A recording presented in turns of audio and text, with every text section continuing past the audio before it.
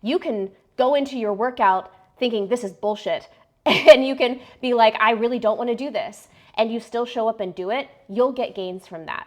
So it doesn't really matter how you feel. You can still make significant progress in your fitness even when you're not really feeling it.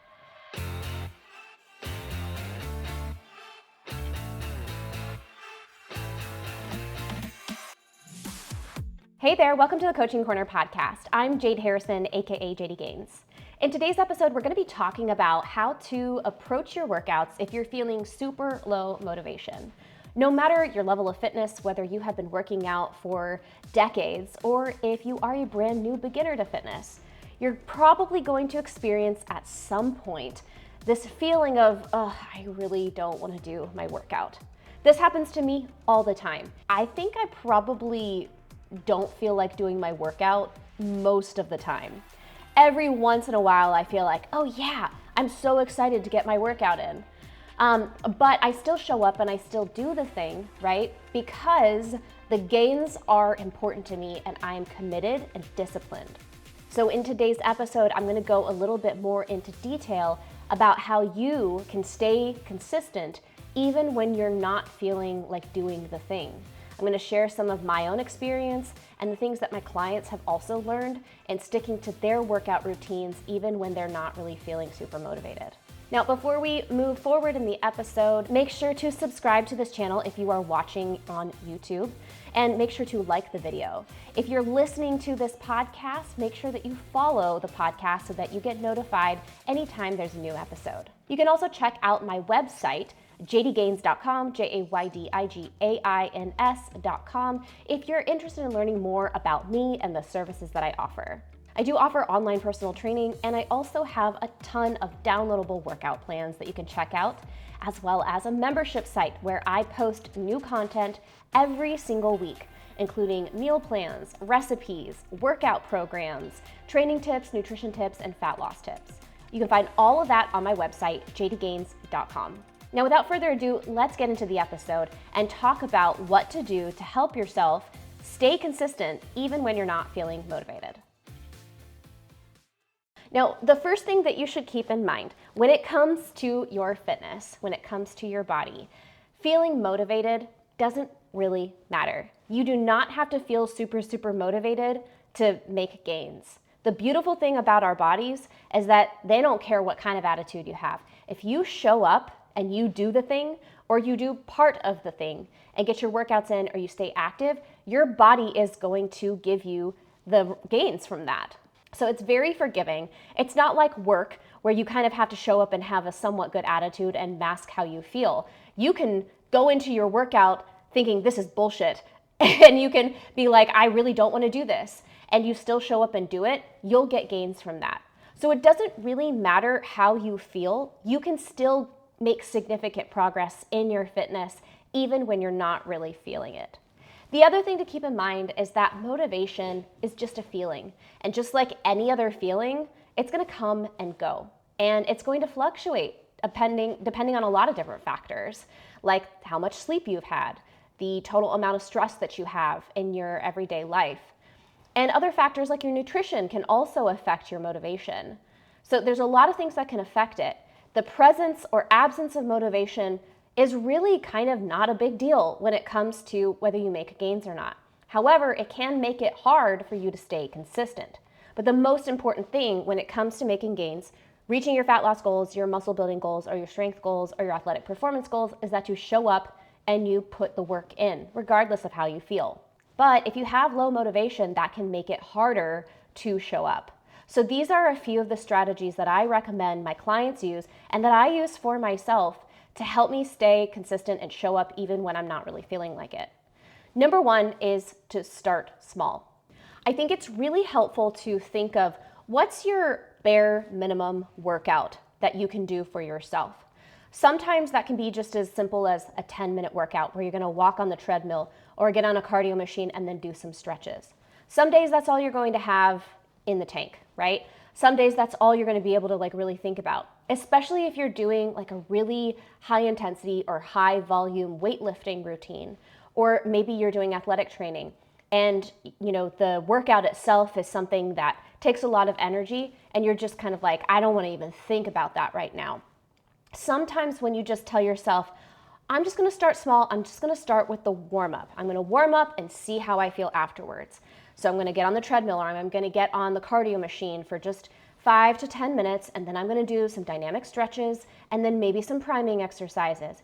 And if I'm still feeling like, you know what, I really just don't have it in me today, then go home, right?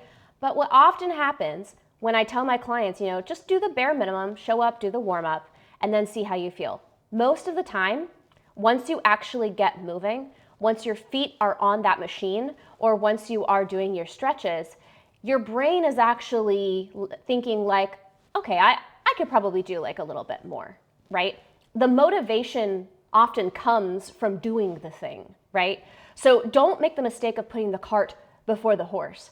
The motivation is not what gets you to show up, right? You show up, you do the thing, and then you get more motivated. So it's kind of like one of those old-fashioned water pumps where you would have to like take a cup of water with you to the pump, pour the water in, and then be able to actually access the water from the well.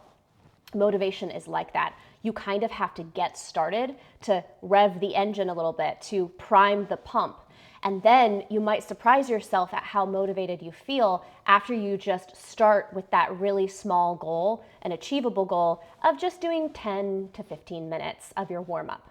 Now, another thing that you can do, which is what I tell my clients, is if you need to, just deload that workout. If you're feeling really fucked up mentally and you do the warm up and you're still feeling like, I'm dreading this workout, then that could be a sign that you may be overtraining or you may be overstressed, and your body and your brain need less stress, right? So your body and your brain oftentimes read the stress stimulus from your workouts. If you're doing high intensity or high volume, it will read that as the same thing as like emotional and mental stress that comes from other areas of your life. And there's only so much stress that your system as a whole can handle before it starts to break down, before you start to lose efficiency, right? And so your system may be overwhelmed, and that's okay. That happens to everyone. So in that case, what you can do is just reduce the overall intensity of your workout. Still do the workout, do the exercises that are in your exercise plan, but instead of going to an RPE 9, where you're stopping just before muscle failure, maybe you leave 2 or 3 reps in the tank and you stop a lot sooner. Just think about practicing the motions of the exercises rather than approaching muscle failure. Or if you're doing strength training, just stop before you get that CNS fatigue starting to set in, right? Deloading is always an option. And there may be seasons of your life where you need to deload almost every workout. That's happened for some of my clients. Now, this doesn't mean that you're going to lose all of your gains. It will make your gains slower because you won't be pushing yourself. And when it comes to building muscle and getting stronger, you do need to be able to challenge yourself, approach muscle failure, and approach form failure in order for your body to get that stimulus that it's time to grow. But if you are encountering a lot of stresses in your life already and your system just can't handle the overload, the progressive overload of stress, and it's very, very, very fine line between, stressing your body too much to the point where you become, too stressed out or overwhelmed and burned out. In those seasons, it's okay to just take a step back, make your workouts less intense. It's actually going to help you in the long run to reach your goals if you do that versus just stopping showing up for your workouts altogether, which is sometimes what happens for people. They'll feel that low motivation or they'll feel like I can't really push myself and they just don't work out at all. I would so much rather you show up and deload and do that for a couple of weeks if you need to, until you feel like you're mentally and energetically in a better place that you can start to, turn the volume up or turn the intensity up. Because that consistency of showing up is you will get gains from that. You will very likely not lose gains from working out that way, and you'll keep the habit going. And again, showing up and doing the thing will fuel your motivation in the long run, much more than just falling off the wagon completely and not showing up at all. Now, number 2, there's a distinction between having a day where you're just not feeling like it, right? And your motivation for that day is low, versus if you notice for yourself a pattern of feeling low motivation over the course of a number of days, a number of weeks, like a long-term just, I don't want to do this. When that happens, it may be a sign that you need to revisit your goals and revisit your why. It may be that your current workout program is no longer in alignment with what is actually important to you. You may actually need to change up what you're doing for your workouts to align with something that is either more important to you or better suited to the season of life that you're in right now. Perfect example for this is last year around the holidays. I was trying to be in a powerlifting program and I was making a lot of success. But because of the stress of the holidays and the election and a lot of interpersonal stuff that was going on in my life, I was experiencing a lot of stress, which was making me dread my workouts. I started really dreading lifting the bar, and I started dreading the heavier weights that I was having to put on the bar every workout, and the progressive overload was becoming too daunting with everything considered going on in my life. And so I approached my coach and we decided to switch up my program to just focus on hypertrophy and muscle gains, which for me is a lot less stressful of a type of programming versus, powerlifting where you're lifting heavy weights and it can often trigger a fight or flight response, especially when you're getting into those higher weights or doing AMRAP sets, as many reps as possible. So we scaled my workouts down in the sense of how intense they were. We scaled up the volume to really focus on muscle gains. And that helped me so much. I felt so much more motivated to show up to my workouts. I was able to stick to my workout program a lot better than towards the end of the powerlifting block. So sometimes that's the call that you have to make. In general, really high intensity blocks, like a strength block for powerlifting, is going to be a lot more stress on your system. You're going to get a lot more central nervous system fatigue from that. And if your system is already fatigued from outside stressors, that's something to consider about, if you're feeling this low motivation, you may need to switch up your workout program. Now, this doesn't mean that you completely give up on your goals, right? When you have to switch gears like this, when it comes to your fitness, whether you are improving your strength, improving your muscle size or hypertrophy, improving your cardiovascular fitness, or in a calorie deficit prioritizing fat loss, any progress that you make within any program is a net positive for your fitness. Sometimes, though, we need to switch gears and focus on different aspects of our fitness according to what is important to us at that time. So if you've been in a fat loss phase for a while and you've been really focusing on trimming fat, and then, that may reach a point where it's not as important to you anymore because maybe you've hit a plateau or maybe your gains have slowed down. Maybe you're in a recomp and your body weight isn't going down, although you are seeing gains in the gym and your clothes are fitting more loosely. So if that's the case, you may want to place your focus on, why am I showing up for my workouts? It's not so much to burn fat anymore. I want to continue to see myself getting stronger. And when you switch that as your why, is like, I want to see myself getting stronger, more muscular, you may experience a more motivation because that is something that you're seeing active gains in on a week by week basis.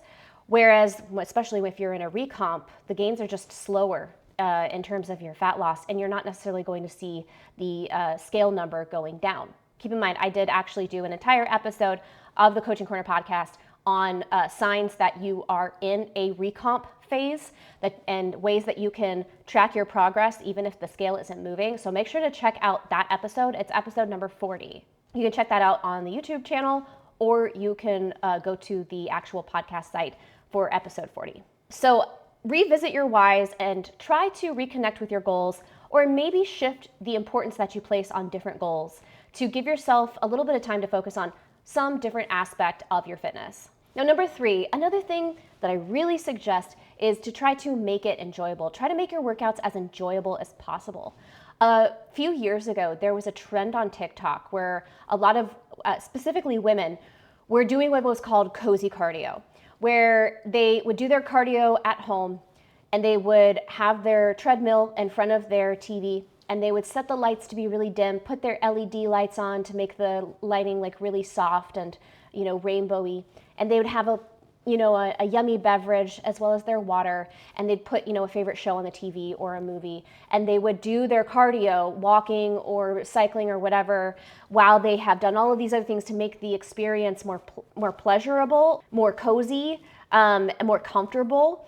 These are all great ideas for ways that you can make your workout experience more enjoyable. But there's a lot of other ways that you can do this too.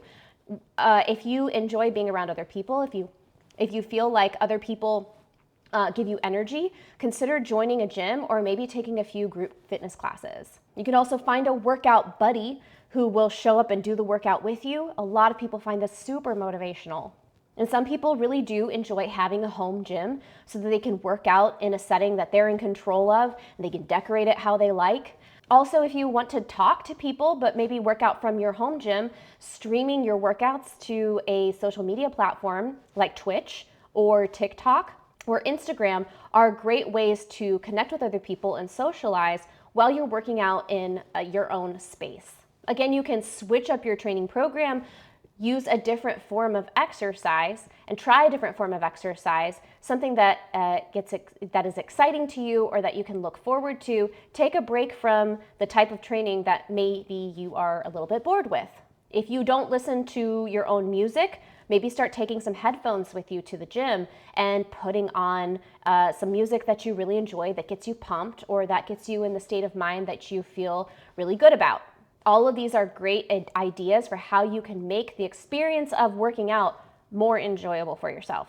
And lastly, I can't really stress enough how important it is to practice self-compassion and acceptance, right? It is okay for you to feel how you feel. How you feel is not wrong. If you feel low motivation about your workouts, this doesn't mean that you're failing. It doesn't mean that you're going to fail or that you're never going to reach your goals. Remember that our feelings, they come and go. They're often a signal to something that's going on in our lives that we need to be aware of, right? Our feelings are never wrong. They're just an alert system. And if you're feeling the alert system go off that you're not wanting to do your workouts and your system is kind of rejecting this practice, then you need to really reconsider the things that we talked about in the podcast episode of what maybe needs to change. But also keep in mind that sometimes you're just not going to feel like doing it. But show up anyway. Have the discipline to show up anyway, because you may feel better once you start. And some days you're just going to hate it the whole time, and that's okay, because your body is still going to give you gains from that. Thank you so much for watching. If you are on YouTube or listening to this podcast episode, again, my name is Jade Harrison, aka Jaydigains. You can find out more about me and the services that I offer by going to jaydigains.com. Feel free to join me while I'm live on my Twitch channel, twitch.tv/Jaydigains. I usually go live on Tuesdays, as well as other days throughout the week when I have time. Let me know in the comments below on YouTube what you do to help yourself deal with low motivation. I'd love to hear about the strategies that work for you. I'll see you in the next episode. In the meantime, take care of yourself, and I'll see you soon.